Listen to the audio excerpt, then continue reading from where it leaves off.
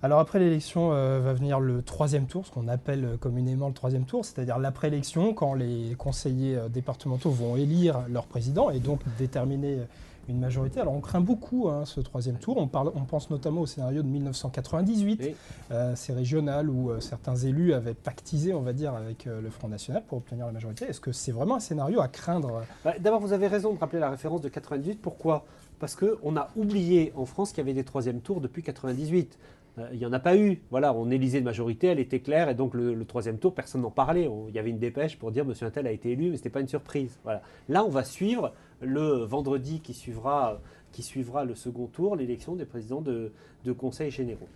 Là-dessus, je crois que Nicolas Sarkozy fait un choix politique qui est de se dire je veux une victoire sans tâche. Et donc même si je perds quelques départements, je préfère, si je n'en gagne finalement que 27 au lieu de 30 ou 30 au lieu de 33, plutôt qu'on puisse me suspecter l'UMP et pas lui, d'avoir autorisé ou laissé faire de petits accords avec le Front National. Donc, même si l'UMP ne va pas contrôler tout ce qui se passe au niveau départemental, Est-ce que des élus vont vraiment transgresser la règle ou est-ce que...